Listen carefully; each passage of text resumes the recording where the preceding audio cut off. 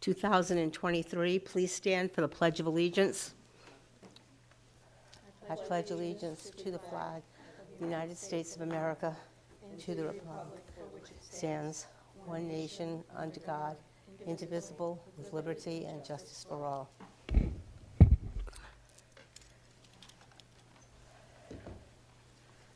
I did. Here. I knew you were here.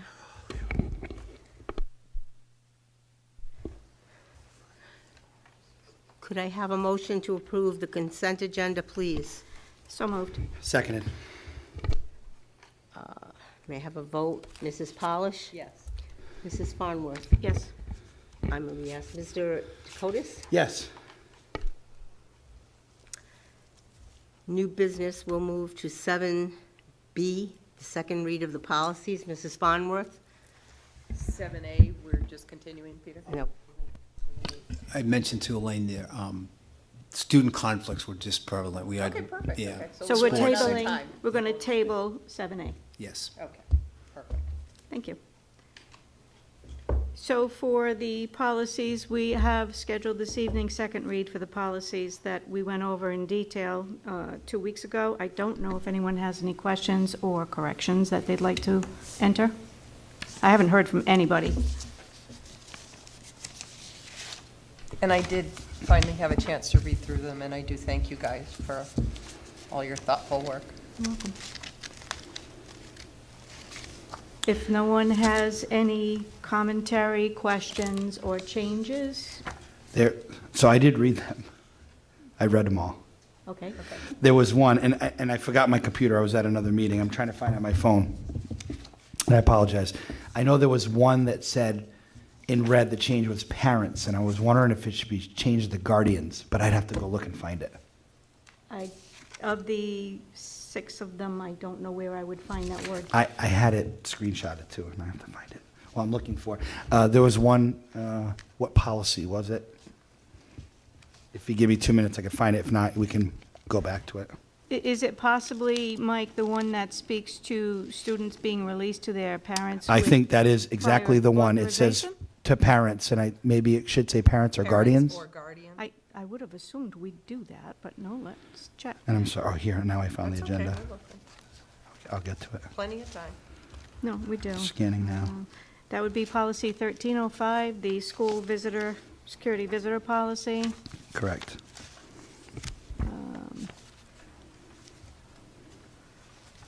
A lot of pages here. I know it was towards the end. No, I agree. Oh, yeah, because there's so many pages we removed. So I have page 27 in our packet. Yep. Of 46. Should there be a need for an early dismissal, parents are requested to provide the principal with prior notices. So can we adjust that to say parents and/or parents or guardians? Yes. Yes. Everyone in agreement with that? Dr. Sanchioni? Yep, happy to make that change. So 1, 2, 3, 4, 5th bullet? It is the 5th bullet in our packet, Yeah. policy 1305. It's in red. It's in Yes. rid, that whole Yes, paragraph. that whole paragraph, so Yep. just add. No, good pickup, Mike. See, Diane, I want to make you proud. I am. I read them all. And that's the only thing I We found. feel so much pressure to keep up with you. Thank you. Thank you. Thank you. And so, I'll make a motion to approve with that single amendment. I'll second. And that would be, can we ask that is your motion to approve all of the policies, and would you mind? I will make a motion to approve the changes to policy 1301, policy 1302, policy 1303, policy 1304, policy 1305 as amended, and policy 1306. And I will second that motion. Call for the vote. Mrs. Pallasch? Yes. Mrs. Farnworth? Yes. Mr. Dakotas? Yes. And I'm a yes. Okay, 7C, discussion SRO, possible vote. Mrs. Pallasch? I am going to make a motion that we move up 7D, only because that my discussion really dovetails in with the budget. So I'm going to make a motion that we move forward 7D. I'll s- I'll second. Mr.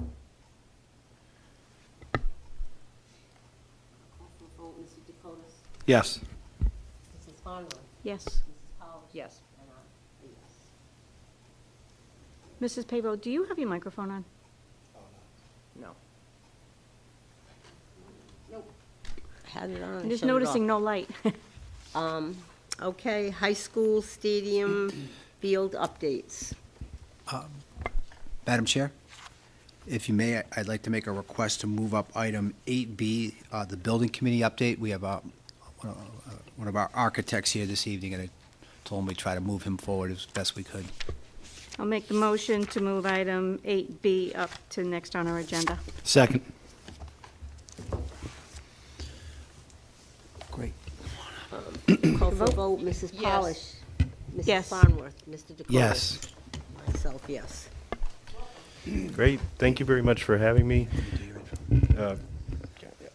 So to my left is Nate Ginsberg, who's the managing partner of the Brewster Thornton Group, who is our main architects right now. They've continued to work on the project that you have approved. I want to recognize to the committee right now that we do realize there's no funding available for this, but they have a contract. They want to try to continue the project as best they can, knowing that if we get this, we can have that ready to tee it up to get some work done this summer.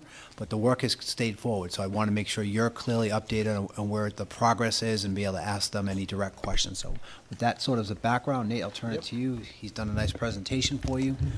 Great, thank you so much for having us here. I'd like to go over just an update to the high school fitness project. We have put in a good amount of work on this, and it's moving along quite quickly. We've got a pretty accelerated schedule to try to get things moving, and as Dr. Sanchioni said, our schedule's a little bit contingent on the funding as we get down into bid documents. So we have completed a schematic design process, working with the school, working with the coaches, to really determine what the need is. We've gone through, done existing evaluations with our engineers to make an assessment of the current facility.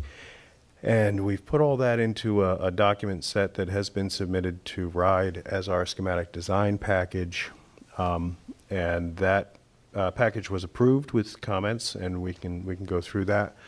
We've met with the fire marshal and the building inspector. They were extremely helpful. The town has great building officials that were really very interested in making sure that this was a successful project.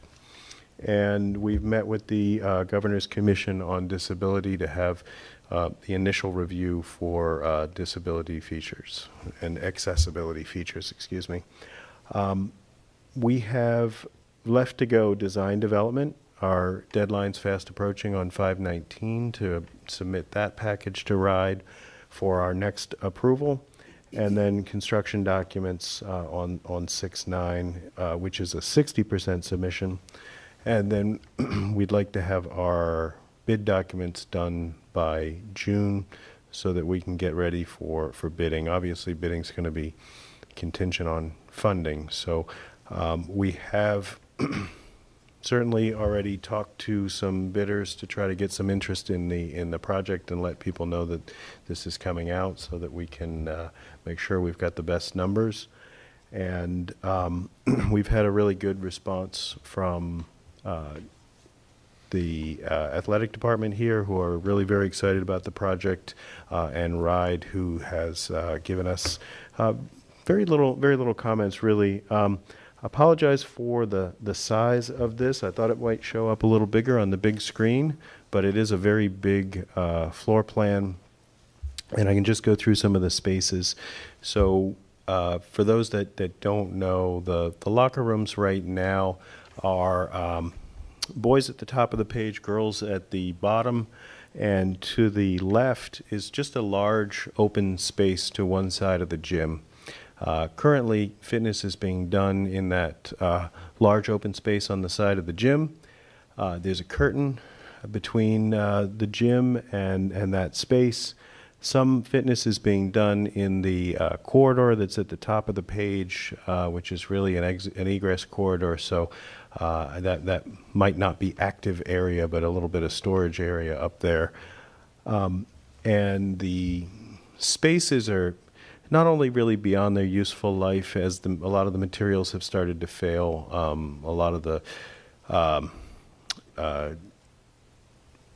shower surrounds, a lot of the plumbing fixtures have failed, but the spaces aren't really well utilized. What we're working with the athletic department right now to figure out is exactly how many lockers we need, exactly what configuration really best suit them.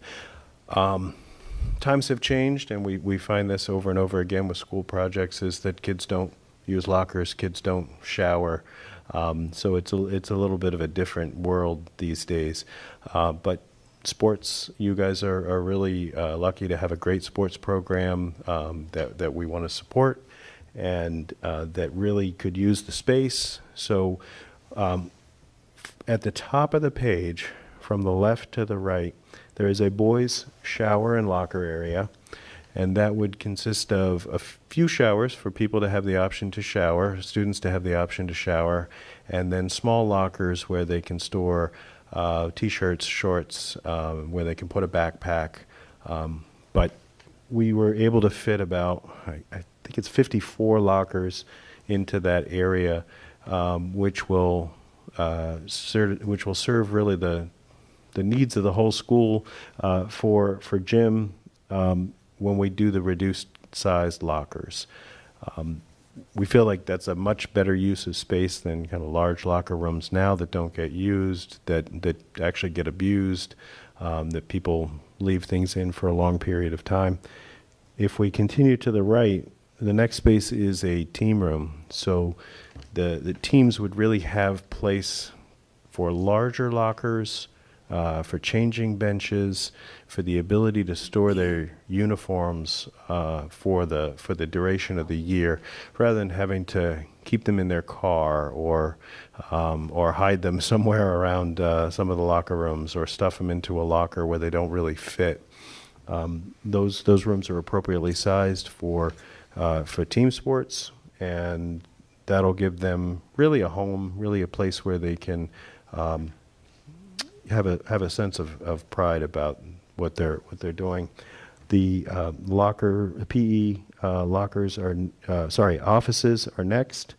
We've included them really in the space of the locker rooms so that the PE teachers can hear, can see, can be in that space.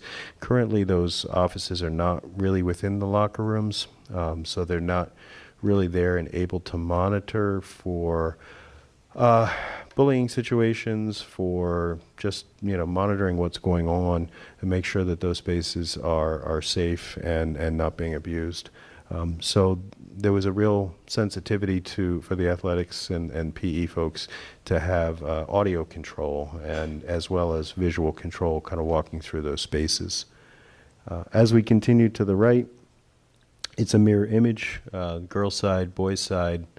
We did put a door in between that would be alarm activated, that would be an emergency exit in case of a situation. We wanted to make sure there was always two ways out of every locker room. Then on the end there is an officials room. During games, it's pretty important that the officials have a place to go, a place to change. But the one advantage to that is during the school day and during the school year, it can serve as a non-gender specific changing area, so that people will always have a safe place to change. So it really does double duty. When we get to the left side of the gym, I've got storage, athletic closet, and athletic office written. There's a really good amount of space in that area. Some of it is currently used for storage. There's storage that's really spread out throughout the whole area. This is going to give us a place to consolidate the gym storage actually get racks that are appropriately sized for storing that type of equipment, for large balls. We'll make sure that that we can fit everything that they need in there, and that it all has a place to sit, so that it's not taking up egress corridors and locker areas. Further down, the athletic closet has a washer and dryer, band uniform storage, place where people can come in and wash those uniforms after a game, and a place where people can store uniform equipment as needed. The athletic office it really gets a nice spot. There is a large glass wall on that side of the gym. Brings in a lot of light. It's going to be great for the athletic office. The athletic office is provided with a bathroom, and then there is a janitor's closet on the other side of that bathroom. The athletic office gives the athletic director a central place where they can see out to the fields, they can see out to the parking lot, they can monitor what happens at the two egress doors. The two egress doors on either side will be replaced, and cameras will be put in those locations to provide extra security. But honestly, having the athletic director there, I think, is the best thing, because you've got real eyes on what's happening out there. At the bottom of the page, again from left to right, we've got the fitness room, which is, really the goal of this project is to make that space really have a place. It basically takes things that they're doing now, gives them an appropriate room, gives them a safe place to do it. We'll be putting in athletic flooring. We'll be putting in equipment that is provided by the athletic department that all has the right place and the ability to be monitored. There's a bathroom and a little training room right there. Training room is where you might go in for to get taped up or to for an injury or for rehab training. Right now they have that happening in certain places around the locker rooms, but to have a real office for it and a real place for it is going to be very helpful, to have everything where you need it. And then finally, the team room is something that was requested so that teams have a place to gather, watch film, talk about what they need to do, get instruction. But we put it on the corridor so that it could also be used for classes when the teams aren't in there. It can serve a real double duty. So it becomes an asset to the school as well and the athletic program. Any questions about the layout?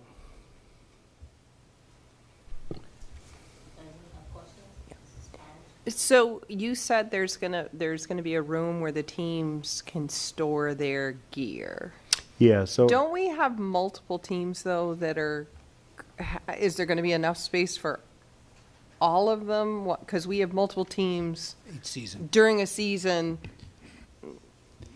whatever it is, but like if football and something else is going on. So there's going to be enough space so that it won't be just one sport or the other. They're all going to have enough. There may be time in some of the intensive seasons, like the fall, that a team may need to Right, that's use what I said. That's what I'm thinking, because the there's so P- many teams. Right. So there's big lockers in there. So what we could sort of envision for the fall is boys soccer and football in there, but maybe the cross-country team would have to use the other side. Okay, the PE locker room. But we've thought that through. We that, have, and, yeah. we're trying to make spaces so that they have a space so that they can leave stuff here and not have to haul it back and forth. We looked at each season and, current enrollment for each team, and then looked at the space and kind of tried to fall, winter, figure. spring. Okay, perfect. Okay. it's currently split into two sides. There are 20 team lockers on each side.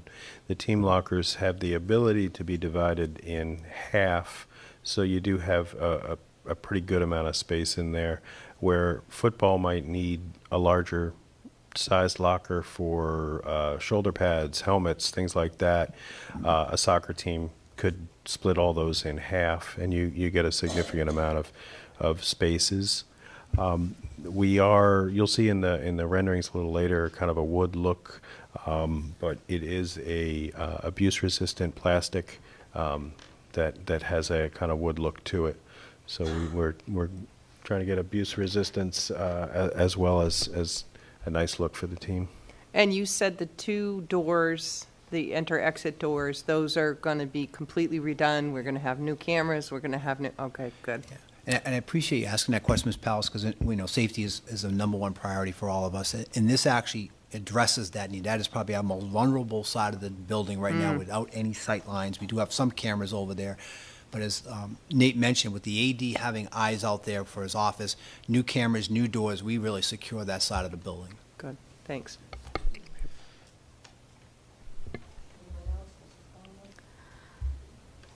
I don't have any questions regarding this floor plan. I am a member of the building committee, so I've seen this before now, and I will share with the rest of this committee that the building committee did review this schematic back in, I think it was January of this year. It was Sounds probably the about right. last building committee meeting we've had. January, February, maybe, yep. And I can tell you overwhelmingly that the members of that committee really liked this plan. They were, they really embraced it.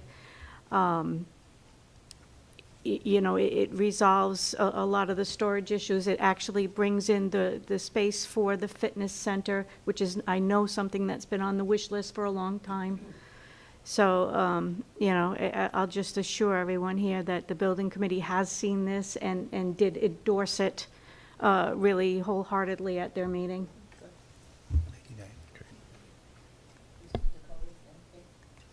Thank you for the officials changing rooms. Yeah. Mike's an Absolutely. official.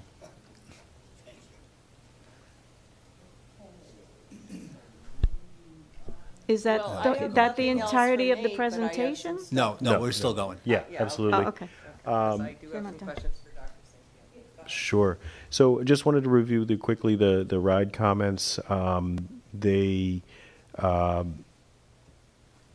had very few comments on the plans. They wanted us to either add a window or air conditioning into the team room. We brought that back for review. The air conditioning was the preferred option, which I think is going to make the room much more comfortable. Adding clips to ceiling tiles, which is easy to do.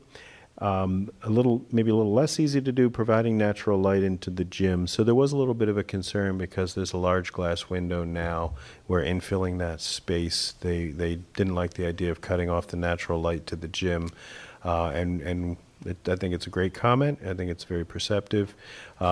We don't want a lot of windows into the storage area or the athletic closet or necessarily big windows into the athletic director's office. What we're looking at right now is providing a tall, clear story of glass that'll allow the light to come in from the above 7 feet upper area of that room. Explain the preference for natural light into the gym. I mean, I'm just thinking, Ride has a preference for natural light into every space. okay. It's not Which I it's get, not but specific to the I'm just gym. thinking a lot Yeah. of this is going to, it's used after school, it's Yeah. used at night, it's Yeah. used, so I was just kind of curious about the natural. So that's just a general comment that they have for most spaces. It is absolutely a general comment. One way you see it or often done is with skylights into a gym space because they're not likely to get hit by a ball or have to be as abuse resistant. I think it's great to bring natural light into any building, and studies have certainly shown that students learn better, pay better attention, are better aptitude in spaces with natural light. Corridors are great places to bring light into as well, but it's great if you can get it. But I do agree with you. You do often have problems in gyms when you have windows because certain times of the day Well, the sun's heat. shining in. Yeah. You get heat gain. Yeah. You get solar glare. You have to make sure you have the right glass. So it's a little bit of a tricky subject, but Okay. we are going to try to continue to Okay. bring in as much light as possible. Can Can I throw one thing on there? Sure. It's a question. Yeah. And I know it's not part of the scope. I know a few years ago in the gym, they added 2 huge fans. And what I noticed from officiating games in there, watching games and talking to other officials, when the kids hoist up 3-pointers, they hit the fan. Oh, God. Is there any way to, if those fans were brought more towards the center of the gym, they wouldn't be affected in there? Is there any way that is? I can take that. Sure. After they were installed and we found out about that issue that you're describing, we did get a cost estimate, and it was pretty extensive. Those motors are hundreds of pounds, and to move them and the fans was expensive. It can be done, it just was cost ineffective at the time. All right, it just was bad placement. Yeah. I probably didn't think about it now, but I've seen, I think almost every game it hits a fan. Wow. And I don't mean someone sitting in the stands, I mean Yeah. the ceiling fan. Yeah. Wow. We're looking at the finishes and the spaces, and we've got renderings of the team rooms right now showing those wood look lockers, the ability to put some memorabilia and up above those lockers, and then the fitness room, the ability to, we're taking a look right now, putting some graphics on the walls. These are the finishes that we are proposing with wood look vinyl that is very abuse resistant, easy to maintain. There's a marble look tile for the locker rooms that I don't think the marbling is showing up, but it's a light gray on white. Fitness room would have an athletic floor. The office would have carpet, and the team rooms would be similar to the other rooms, all having school color theme. We are working with the graphics department to develop some images that we can put on the walls and bring the team spirit to this project. And we have had a budget estimate for the schematic design done. We have 2 more estimates, so at each phase as we get to the next step, we'll make sure, check back in with the cost and the decisions being made and how those impact cost. So currently, we had a $1.8 million estimate for design and construction, and we've gone through to make sure that the soft costs that include A&E fees, as well as a project contingency, escalation, owner's costs, OPM fees, that we're staying within that $1.9 million budget. So we looked at several value engineering options, reducing casework, reducing some exterior repairs, furnishings, drinking fountains, reusing some light fixtures that had previously been installed, was one thing we talked about at the building committee.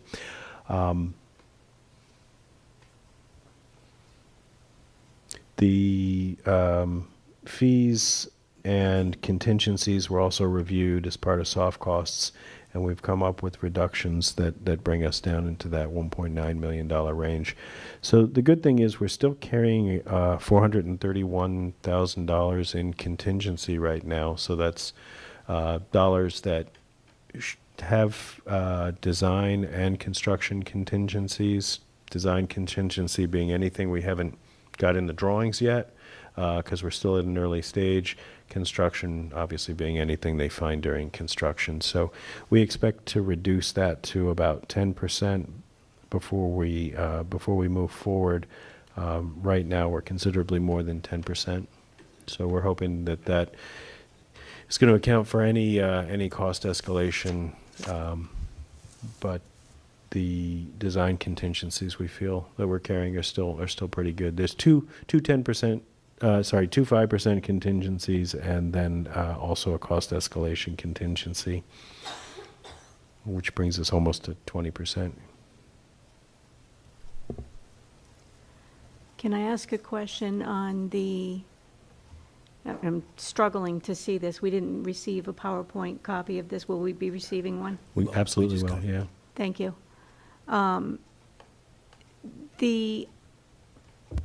see the reduction of exterior repairs, what had been in the scope originally?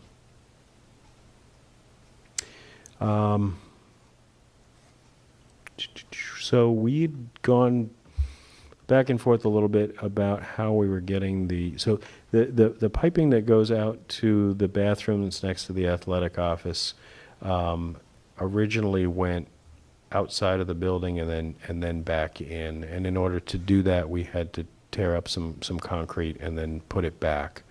We've now relocated that to the inside, which means we're tearing up some wood flooring, and we'll have to put that back. So we're moving the costs inside, which are typically a little cheaper. Okay. And you also have a reduction, I'm sorry, I'm Yep. struggling here. Reduction of AV, IT, security, 150. Could you help me understand that? So that was the AV package.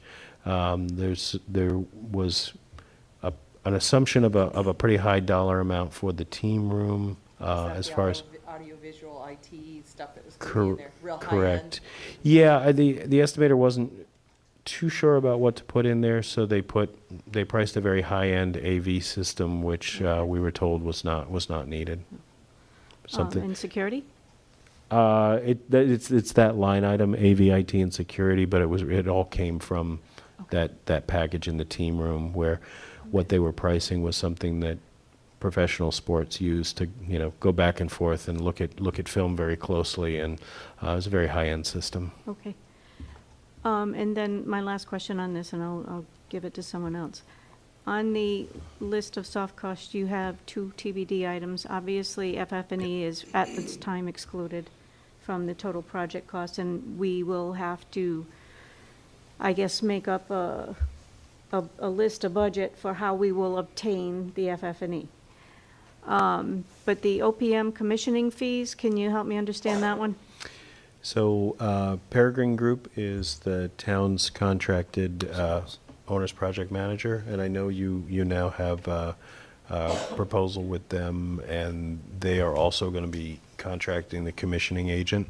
So at the time we put our budget together, we did not have those contracts in place and don't know what the dollar amount is.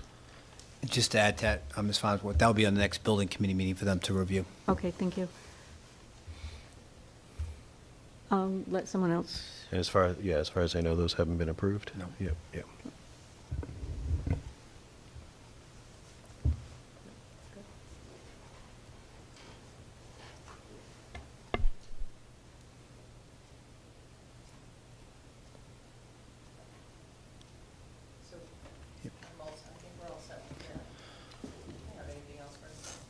No, that's the update. So we're looking forward to getting our DD approval from RIDE very quickly, and then moving into CDs. If you are complete, could I ask that you go back to the first slide? Sure. That one. This one, yeah. So, couple questions. The design development RIDE submission, is that essentially these schematics, or is that? So that'll be a whole set. Yeah, so all the engineering drawings, all the architectural drawings will be together along with a cost estimate. So we've currently got the drawing package right now with the cost estimator. We are hoping to, at the next building committee meeting, present all of that information to you. Okay. And then your RIDE 60% submission, can you explain what that is? So RIDE requires that 60% construction document submission, which allows them to then approve us to get through the final bid documents. Okay.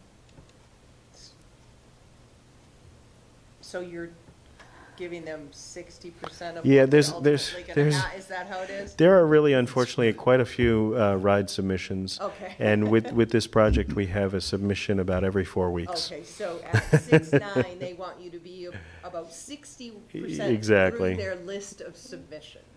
Essentially? No, 60% through our final drawing set. Gotcha, So so we give them a schematic design set, a design development set, and then that last construction set that we give to the contractor. They want to see it when we're, more than halfway through. Okay. it's a interesting process.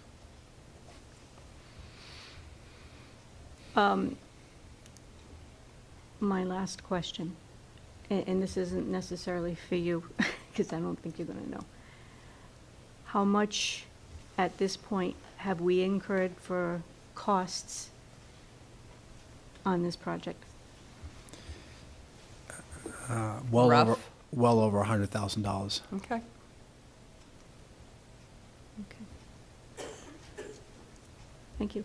Peter, at our last meeting, we had asked you to submit a agenda request to the council to get on their agenda to discuss this. Have we done so? I've been in communication with the two building committee members who are on the council and asked them for some guidance on this, and I haven't got any feedback yet. The date keeps switching, and I think it's partly their agendas with trying to solve budgets and Right. putting it off. But you, looking at this, we need something decided by 6/23, or, so that we can start going out to yeah, bid. right, you can't go out to bid unless you have the, So I'm wondering if we just, instead of just communicating with those two individuals, if we fill out in a formal Yep. agenda request, and it doesn't necessarily have to be you, Diane, I know you're our liaison, you can do it as well, but have someone just fill out an official agenda request asking to discuss this, and that we, and just put the timeline, that we need to have some sort of decision made, so that we can, if we're going to go out to bid by 6/23. I don't know, you guys can I'll decide take care of who's it. going to do it. do it first thing That tomorrow. would be my preference.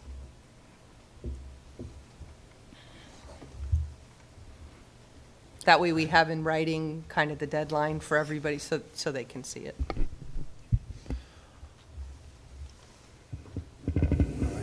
Send me that PowerPoint. Nice Thank job, you very Nate. much. Thanks, Nate. You did a great job. Send me that PowerPoint. We're going back to the field.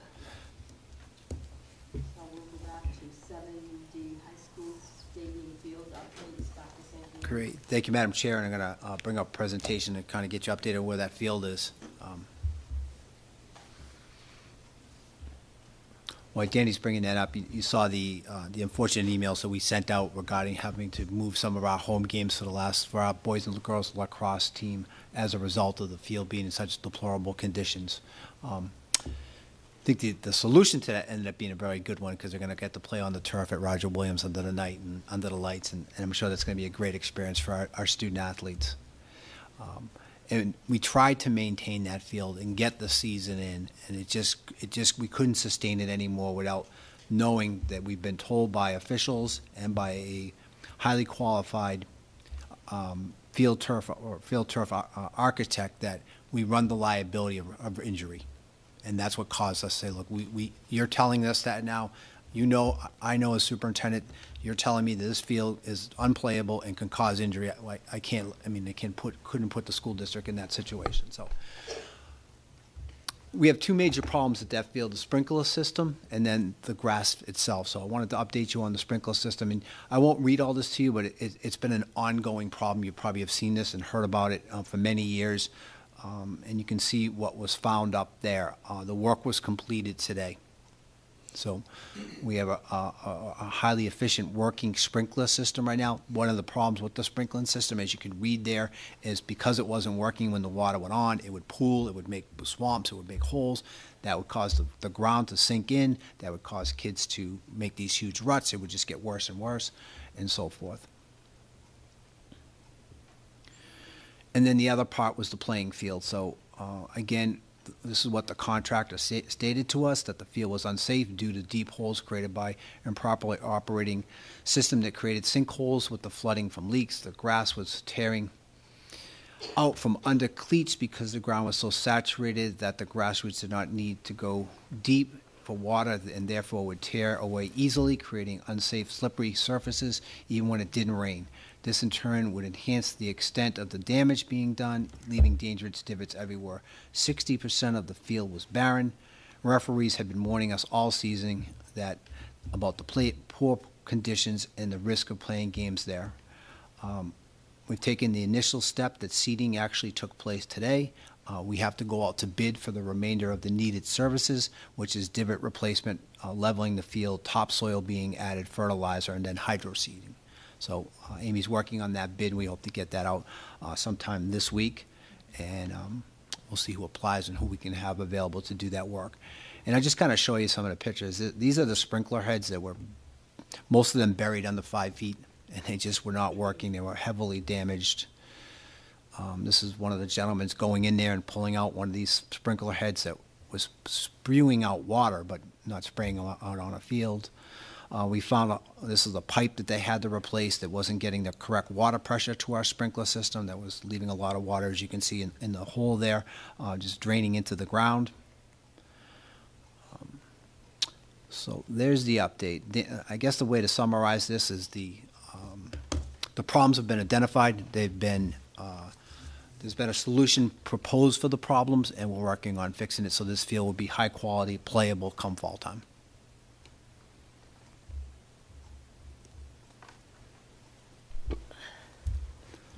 My question is, how long will we be able to use the field at all for the rest of this season? Or will it take time to solve the problem, repair the field and let it set?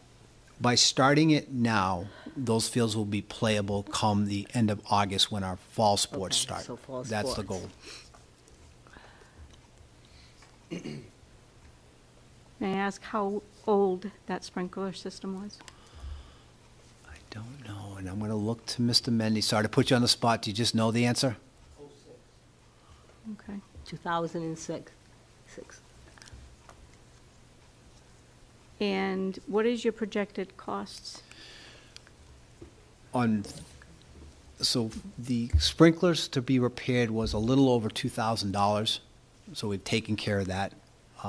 This here, again, we will go out to bid, but we're being told anywhere between $10,000 to $15,000. And from what pocket Well, will that come? we're going to ask you folks to help us with that. I'm not sure. We won't do the work until we identify a revenue source. Fund We'll balance. have to have that discussion for Yep. sure. Yeah. This is why it's important that we have a fund balance. Hmm. Can I ask, Peter? I'm sorry, Mike, did you have anything? I'll let you go. Go ahead. He said, go ahead. Go ahead. Okay, thank you. Explain to me the solution. So we were able to meet with Roger Williams University Yes. and work out, Yeah. and they offered that. That's nice. I didn't know that they did that. It wasn't free. I want to be sure, Okay. make sure you understand that. But as you can understand, the college sports season is over, so the fields were available. And, we wanted to honor those players on the boys and girls lacrosse for team, sure. especially the seniors. Yeah, yeah. And that seemed to be the most palatable alternative. So it's close by. Again, it's turf. It's under the lights. It should be a great experience. And we were able to work that out with Yep. the university, so, okay. Can you just confirm it will be both boys and girls? Both teams have 2 games each on that field. Okay, thank you. At Roger Williams. And the costs? Total cost was $1,600.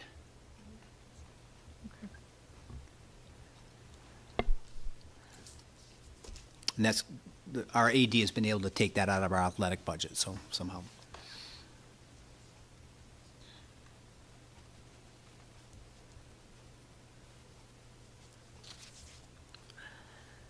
I guess lastly, is the plan still have having graduation on that field, or are you moving it? They have graduation, so we talked to the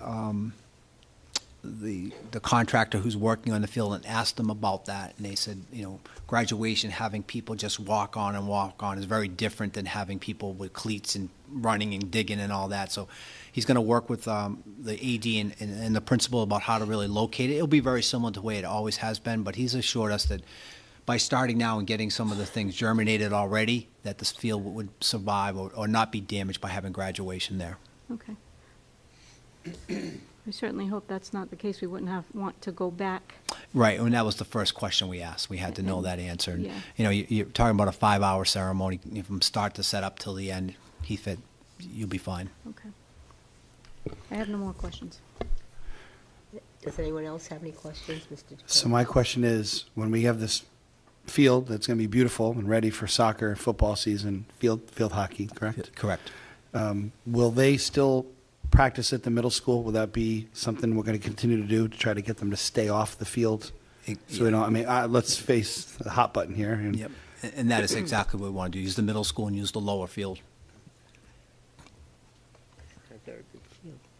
Mrs. Pallasch, do you have anything? No, I'm all set. Thank you, Elaine. Mrs. Farnworth, anything else? Thank you. Okay. So, moving on to 8A, FY24 budget update. Let's do the SRO first, which is with that. We moved the SRO budget discussion. Okay. So my So question. seven- 7C. 7C, yeah. So the only reason I put this on, guys, and maybe you guys can all help me, is I was watching a budget discussion on April 22nd, and I know there's probably been some more, so if you guys can help me out here. I felt like I missed half the conversation.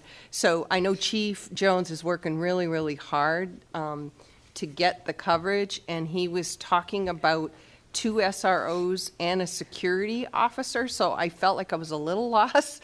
So if you guys, if anyone has any kind of update on the budget, my understanding was we only had 1 SRO in the budget, so I just didn't know, because I had missed a number of meetings, so I just really wanted an update on the budget for that. So you are correct, we've only budgeted for 1 SRO. I think the chief's intention is to try to obtain that revenue through some grants. Oh, okay, for the other one. Yep. Is there going to be, so is the discussion, again, because I know we haven't had it, but is the discussion that a second SRO and a Security guard to security some guy, or extent. just a second SRO? I know that's been in flux. Did anybody else watch any meetings that I missed? Yeah, I've seen a few, and my understanding is that they withdrew the security guard component of it. Oh, okay. But I did also see on their budget update as of last Saturday's meeting, that at that time, they had budgeted for 2 with reimbursement from the schools for 2. Oh, all right. Well, we'll just have to make that clear that we don't have that in our budget. We have not changed our budget. That was really my question. We have not changed our budget. Okay, And that so- information has not been shared with us. Okay, well, no, we'll just need to, either make that clear at an upcoming meeting or at the hearing, that if that grant doesn't 100% cover that second SRO, we do not have it in our budget. I just don't want them to realize that there's not a budgeted amount for that second. And like I said, I know, I just saw Chief Jones quickly, and I know he's been working really hard to try to, get grants and try to provide that coverage. And, but at some point, I would like to, I know we're talking about the MOU later, so I'm not going to get into any of that, but at some point, I would love to have him come and meet with us and sort of partner with us and help us understand sort of what he's been thinking and what he's been doing. So, but we'll, I guess maybe once we know what the budget is, then we can have that discussion.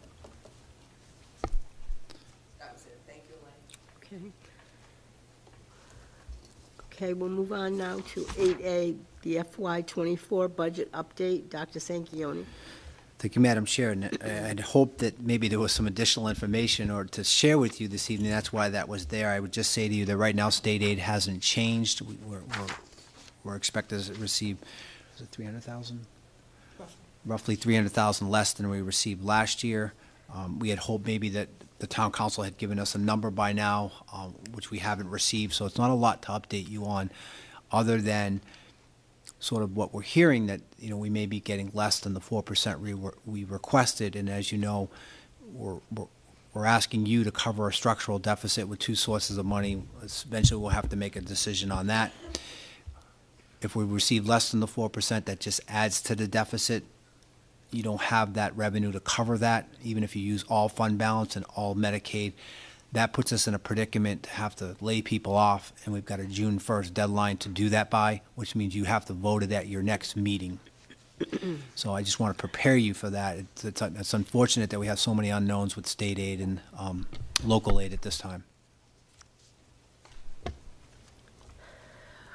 I agree with you, Dr. Sanchioni, and from what I saw, I believe they're looking to wrap this up this week. So by our next meeting, we'll have a number. One thing that I did see brought up last night, and there have been any number of discussions over the calculations of our requests, calculation. It really isn't even germane to the budget conversation itself. We voted in March on our request, and that request stands. The one thing that has come up into question, and I think it's something that we've discussed here before, is on the rides estimate for state aid. There are multiple columns, as we're all familiar, and there are 2 columns essentially that'll tell you what your state aid number is. And we have always relied on the lower number that did not include the multi-learner categorical funding. And if you don't mind, Amy, could you help us and explain to everyone why we do not include the multi-learner categorical funding in our estimate for state aid for operations? Certainly.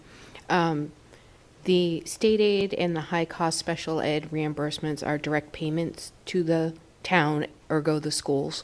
The multi-language learner categorical is a restricted grant. We have to apply for cost reimbursement. If we don't submit any expenses, we don't get that money. It is a grant. It is reported as such in our financial statements under a special revenue fund. So at this time, the estimated state aid 6.9 million and change 20. does not include the amount listed for the multi-language learners. Thank you very much. You're welcome. I will just note that if you look at the revenue projections from the town treasurer, that also does not include the multi-language learner amount as well. So we're consistent with what she's Correct. showing.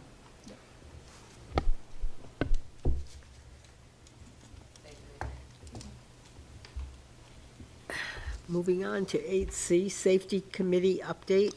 Dr. Sanchioni. Great, thank you, Madam Chair. In your packet, I produced a document for you. You voted, I think, a couple meetings ago to activate a safety committee, inviting members of the public to join that. So I wanted to share the document with you and just sort of get your okay to send this out and begin organizing this.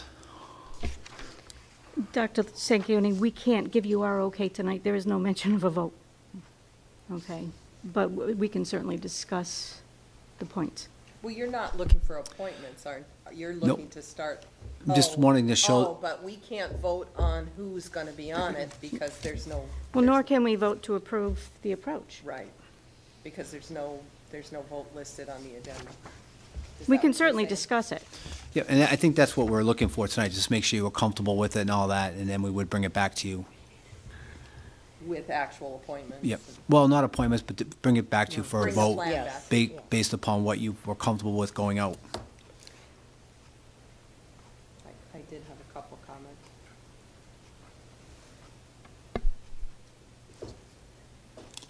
Anybody else want to go first?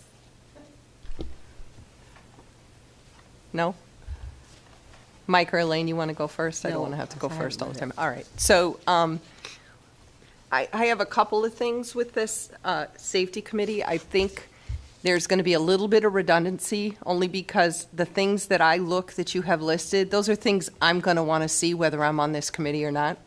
So there's going to be a little bit of redundancy, and I think that's fine. But my bigger concern, because this is the school safety committee, perhaps you could add to this plan, Peter, that when you bring it back to us, I would like at the very first meeting, Attorney Scungio to attend, and I want them to understand, as a subcommittee of the school committee, you are subject to open meetings laws, you are subject to minutes, you're subject to postings, and most importantly, you're subject to executive session. Because I know a number of these things are very sensitive, and they will need to meet in executive session. And I just think in fairness to a group of people who aren't public officials, that would be a helpful sort of, hey, open meetings, executive session 101 for them before they start. Excellent suggestion. Thank you. That's all I had on that. Dr. Sanchioni, I echo Mrs. Pallasch's comments. The suggestion that a school committee member be appointed, I think typically with subcommittees, it can go up to 2. And that should be the case here as well. I wouldn't recommend appointing one school committee member to anything for a number of reasons. The whole open meetings, again, this is a subcommittee of this body. We ultimately are responsible for any and all decisions. And I think that needs to be made clear somewhere in this documentation, that this is a subcommittee of the school committee. And I would, and this isn't certainly going to be put on your pitch to the community, but I also would ask that we, as members of the school committee, receive copies, full copies of any and all documentation shared with that subcommittee, as we may not be privy to the actual conversations taking place. Will do.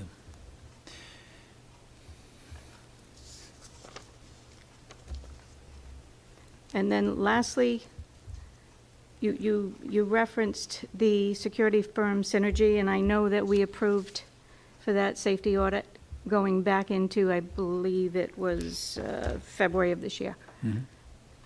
What's the status on that report? I asked you at our last meeting. Yeah, they've made one visit, and they're making a follow-up visit tomorrow, and then I expect to have a report on the high school, and they understand we're under a timeline to have that report by next week. Okay, so we can expect to see it in our next packet, Absolutely. and perhaps even, I don't know if they would entertain coming to our meeting to discuss their findings. Certainly can ask. Happy to do that. And we can Thank you. certainly split it between open and exec if there's things that they really feel like Of course, that need to would be. give away some of our policies, procedures. That's all I had. Mr. Jacoby, do you have anything? No. Is that it? Mrs. Pallasch, that's it? I'm all set, thank you. Okay. Great, so just to confirm, then I'll redo this document, take into consideration things you've suggested, and have it for a vote next week, or next time we meet. All right. Okay. Number 9, future meeting dates, agenda topics. May 23rd meeting, FY '23 financial update. Does anyone have anything else for that meeting? Yeah. And we'll have the safety update as Safety well. update, yep. Safety update. June 13th meeting. Kind of far out. TBD. TBD. Too far away? Yep. TBD. 3 days left of school. After that,